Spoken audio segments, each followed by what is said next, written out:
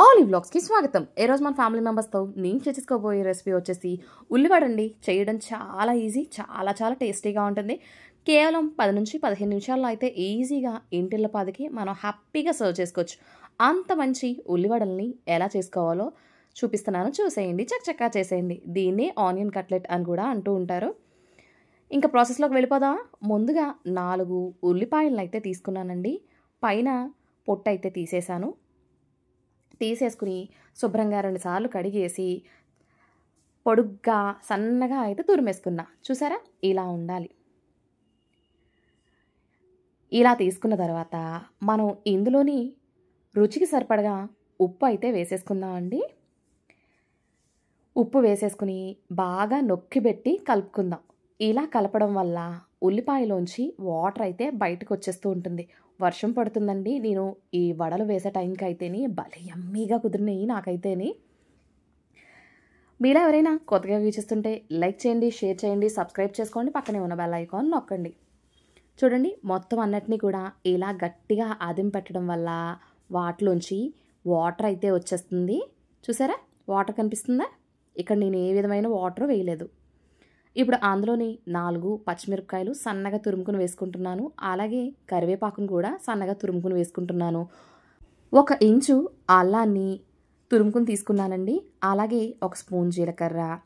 ఇది పూర్తిగా ఆప్షనల్. కారం మీకు ఇష్టమైతే వేయండి, లేకపోతే లేదు. నేను 1 స్పూన్ కారం అయితే వేసుకుని వీటన్నిటిని కూడా బాగా మిక్స్ చేసుకుందాం. గట్టిగా ఆదిమి పెట్టి మిక్స్ చేయడం వల్ల మన ఉల్లిపాయ విడివిడిగా చాలా అందంగా, చూడడానికి ఉల్లివడ అందంగా కనిపిస్తుంది.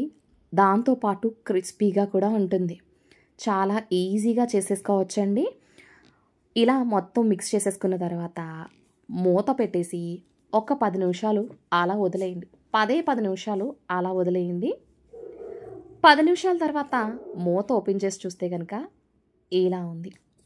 చూసారా, మనం ఇంకొకసారి కలుపుకుని గట్టిగా పిండామంటే వాటర్ అయితే ఉల్లిపాయల్లోంచి వచ్చేస్తుందండి. ఈజీగా మనం ఇక్కడ ఏ వాటర్ అయితే యాడ్ చేయక్కర్లేదండి. మనకి ఉల్లిపాయల్లోంచి వచ్చిన నీరైతే సరిపోతుంది.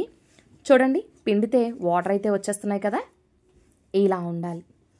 ఇప్పుడు ఇందులోనే నేనైతే మైదాతో చేస్తున్నానండి. నాకు ఇక్కడ 3/4 కప్పు మైదా పిండి అయితే పట్టింది. మీరు ఇదే ప్లేస్లో వరిపిండి కానీ శనగపిండి కానీ యూజ్ చేసి చేయొచ్చు. కానీ కరకరలాడుతూ క్రిస్పీగా ఉండాలి, తక్కువ టైంలో మనం ఎలా చేసేసినా వచ్చేయాలి అన్నప్పుడు మైదా అనేది బాగుంటుంది అని నేను అనుకుంటున్నాను. సో కొద్దిగా మైదా పిండి వేసి ఒకసారి మిక్స్ చేసుకుంటున్నాను. ఒకేసారి మొత్తం వేసేయకుండా కొద్దిగా మైదా వేసి అయితే కలుపుకుంటున్నానండి. ఇక్కడ నాకు కంప్లీట్గా 3/4 కప్పు మైదా అయితే వేసేసాను.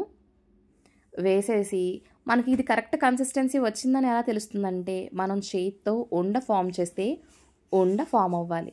అది కరెక్ట్ కన్సిస్టెన్సీ అండి. మనకు వచ్చిందని తెలుస్తుంది. మీరు శనగపిండితో కానీ మైదా పిండితో కానీ వరిపిండితో కానీ చేసిన మనకి ఉండ ఫామ్ అయితే కరెక్ట్గా వచ్చేసినట్టు. చూడండి, మొత్తం అంతా కూడా ఇలా కలిపేసుకున్నాను.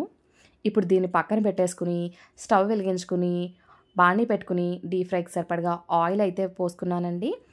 లో టు మీడియం ఫ్లేమ్లో అయితే పెట్టుకుంటున్నాను. హై ఫ్లేమ్లో పెట్టేస్తే కనుక కలర్ వచ్చేస్తాయి కానీ లోపల పచ్చిగా ఉంటుందండి. అదే మనం లో టు మీడియం ఫ్లేమ్ పెడితే కరకరలాడుతూ క్రిస్పీగా ఉంటాయి. ఇప్పుడు చేతికి ఆయిల్ రాసుకున్నాను. ఎందుకంటే మన పిండి చేతికి అంటుకోకుండా ఉంటుందండి. చిన్న పిండి ముద్దను అయితే తీసుకుందాము. పిండి ముద్దను అయితే తీసుకుని రౌండ్ బాల్లా అయితే ఫామ్ చేసేసుకుందాం.